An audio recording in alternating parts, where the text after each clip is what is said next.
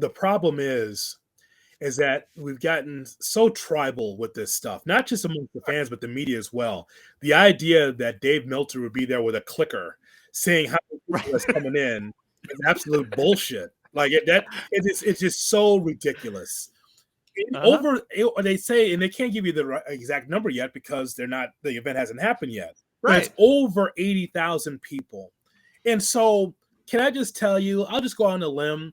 This event we're going to see on Sunday will be the most people we've seen in an arena or in a building in the history of the business. So it will surpass WrestleMania 3. I think that's already going to happen. Yeah. The 93,000 is the gimmick number. And by the way, it's not like AEW is going to tell you the truth about how many people there. They'll say 88,000 people, 89,000 people. Like, it's a gimmick number, and it's fine. And I'm fine with this too. Do I find it? So 80,000 is the number that was thrown out there. And I understand WrestleMania is 2 days now, so it's not 90,000 for one day. But do I think it was a coincidence that after, 1 day of WrestleMania tickets being available, suddenly WWE is like, oh, we sold 90,000 tickets. Like that's not a coincidence, right? Like clearly it's gotten the attention of WWE, and do whatever you want. Here's the thing. I don't care if it has more people than WrestleMania 3 or 32. It's a crap load of people.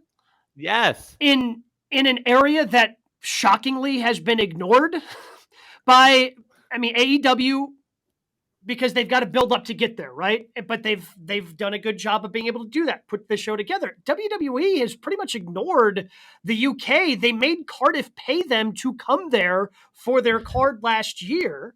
And that's something that they're going to continue to do. And now they're putting pressure on London after they had John Cena show up at Money in the Bank, and they want to do a WrestleMania there and all these different things. But it's a lot of people. It's going to be a hot crowd. It's going to be a fun show. You know what, Gabe? It's going to be a fun show. You know what, Gabe? This event is so big. How big is it? It's so big that it turned MJF babyface. To the point where, that's how big it is. To the point where, I can't be an a-hole. Okay, I'm overwhelmed, right? He's saying to Dave LaGreca on Busted Open, it was a whole babyface. People thought it was going to be Dave LaGreca against MJF, and he was even contrite, just like, yeah, I'm a little bit overwhelmed by this because I just got in the business just yesterday. I just became the champion, and now we're the main event for this big card. And that's the thing, bro, that we got to continue to hammer home. I don't care how many people are there. I never cared about that. What I care about is that AEW can sell that many tickets without a real main event. Like I think about all the main events that we've seen over the years, right? Whether it's Nature Boy, Buddy Rogers, or whether it's Hulk Hogan against Andre the Giant, or if it's the Ultimate Warrior against Hogan, or Rock Hogan, or whatever, right? Savage, Brett, Shawn, whatever, right? All the greats, Undertaker.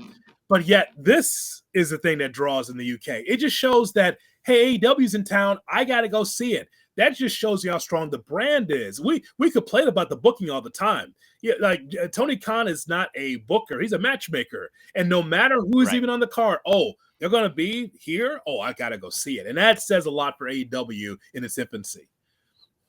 Yeah, and don't forget with MJF, he's a babyface now, but he did tell his mother to F off on Twitter. So there still is the MJF in him. So he has that going for him. But yeah, like as much as we complain about the storytelling last night, it felt rushed. The Jericho, the Ospreay stuff, like, hey, sell this match. We want to see this match. They did a hell of a job. Oh, they sold it, bruv. FTR Bucks with whatever. Bruv, yes, they sold it. They did their part. Ospreay wants to be out there. He's working at Indy the night before. I got a stepchild, bruv. Okay, cool. Cool. Is he stealing? Is that gimmick infringement on Heath Slater? I know Heath Slater's got kids, but I've got a stepkid. What are we doing here? But that's the thing. As much as we complain about the storytelling, there's been a lot of that. You look at these matches, and you're getting Sting and Darby, you're getting the Elite, you're getting all these wrestlers. It's going to make people say, hey, when they come back, I want to see that again. They want to come back to that. There's 10 matches. They announced today the FTW title will be on the line at 0 hour. It's going to deliver in the ring, like we say all the time, and they're going to hook the people to whenever they come back. There are going to be 80,000 there again. Well, it just goes, it's the point we make when we get to a pay-per-view, and we'll probably make it again next week with All Out. Right. The card delivers for AEW 90% of the time. 95% of Right. the time. Like the card's going to deliver. The action in the ring is going to deliver. And when you've kind of sold yourself that way and that live crowd has a good time, that's how you get people to come back for the live crowd. It doesn't necessarily get you great television numbers for TNT or Right. TBS and Turner. They're good enough where Turner continues to give you more hours that they have to fill, and now you have Collision as well. Yeah. So I mean, the storytelling aspect is for your television contract, which is probably the thing you should worry about the most because that's where the majority of your money is going to come. But it does, to your point, Jay Hood, show how strong the brand is when it comes to in-ring and how fun these shows are to attend in person.